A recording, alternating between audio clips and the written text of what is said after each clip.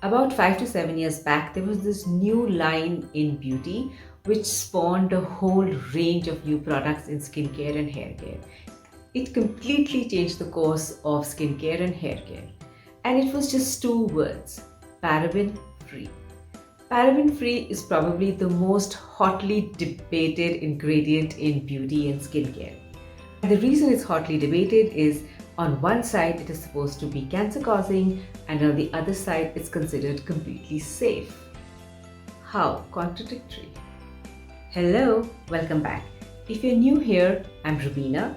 I've had a career spanning 22 years in IT, healthcare, and skin and hair. I post videos once a week around these three topics. If you'd like, do stay tuned. To understand parabens better, I've structured this video around a few questions. Question number 1. What are parabens? Question number 2. What is the controversy regarding parabens? Question number 3. What does not get discussed about parabens? Question number 4. Why do beauty companies make paraben-free products? And question number 5. What is the truth about parabens? And finally, the verdict. So let's get started. The first question is, what are parabens? So parabens are a widely classified group of preservatives that are found in cosmetics as well as healthcare products. And parabens have been in use since the early 1920s. And that raises the second question. If they've been used since 1920, what happened to create the controversy? Well, very interesting chain of events. There is a timeline to how the parabens became the devil in skincare, and the timeline starts at 2005 and went on to become a controversy between the EU and the US, or the FDA. In 2005, the EU declared that parabens should be only under 0.4% in any skin and hair care. This advisory came because their lab results found that it could actually affect the sperm count in human beings. And that was not it. And then in 2010, they further revised the advisory and put the amount to 0.19%. So you could have parabens only around that percentage in any skin and hair care.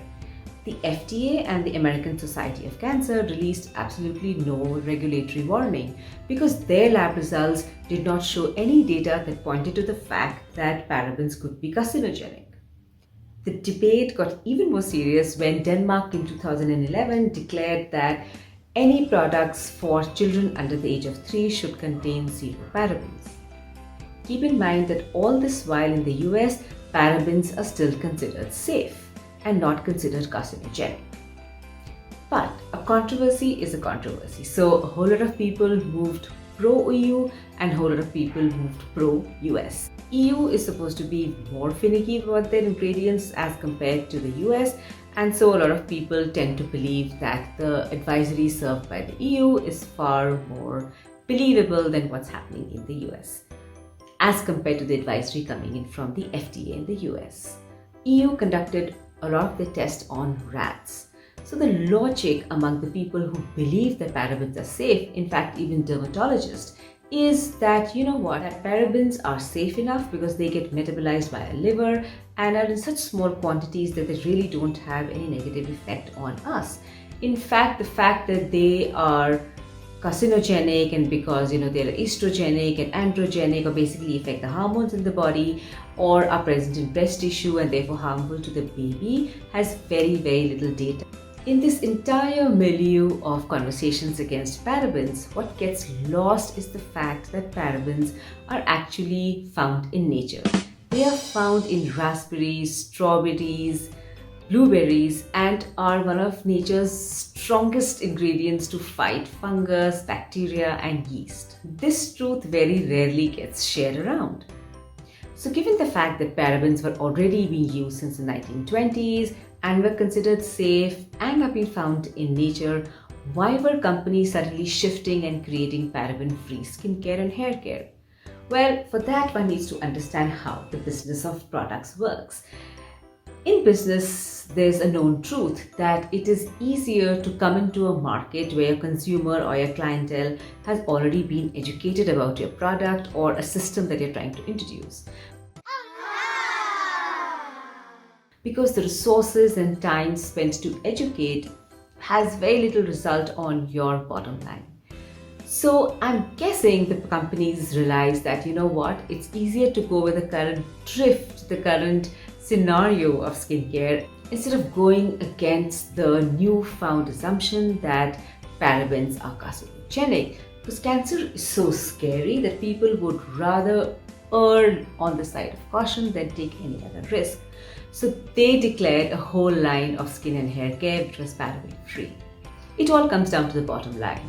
You know, there is a new wave of products going around, a new thought going around. It's just better to serve it than try to turn turtle or go against the wind, which is always harder, especially in businesses. And that brings us to the truth. Well, here's the truth. Parabens are extremely gentle preservatives. They are non-irritating and in fact are a choice of preservatives in any product that dermatologists recommend to their patients when they come up with some serious skin issues like eczema, dermatitis, or even rosacea. They are that gentle, so I'm guessing they are that safe also. And parabens are nature's biocidals. That means they are extremely efficient in killing bacteria, fungus, and yeast. So they are really a top choice of preservatives in our skin and hair care. And guess what? They're extremely affordable, which means that substituting parabens with another preservative would increase the cost of the product, and that product might actually become unaffordable to a lot of people. So that now brings us to the verdict. And here's the verdict. If you would like to believe the FDA or the American Cancer Society, then parabens are completely safe in your skincare and hair care. If you would rather side with the EU, then remember they have an advisory of 0.19% in your products. So it's good to go down to the ingredient list and understand what is the quantity of parabens that you are actually using. It just will give you more peace of mind. Personally, I rather use products which have parabens then go blind with a preservative-free product, because a preservative-free product is actually a hotbed for bacteria, fungus, and yeast. I mean, think about it. Products are exposed to so much of external elements, like our hands, which are quite dirty, spatulas, which can also be a hotbed of fungus and bacteria, and also the moisture and humidity in the air can also make the product very unstable, making it a hotbed of infections. What would you rather? The choice is yours. The second product we are discussing in this video are silicones. And we're going to be discussing what are silicones, how do they come into skincare, third, what is the debate about silicones, and fourth, the verdict. What are silicones? Silicones are basically ingredients that are used in the medical industry, and they're used to cover wounds which require protection from the environment, but also are able to keep the wound well hydrated and moisturized. Because remember, any skin cell that is moisturized and hydrated tends to heal far better. So silicones are basically occlusives, or what in layman terms is they form a good barrier or shield on the skin. So from the medical industry, they found their way into skincare, and they found their way into skincare because they were this excellent barrier. Now, using silicones in your skincare gives you a whole lot of advantage. One, since it's able to seal the pores, it gives you a very poreless finish. It gives you this young, fresh, plumped up skin, which is everybody's need. Any product with silicone has a nice velvety texture and is super smooth to apply.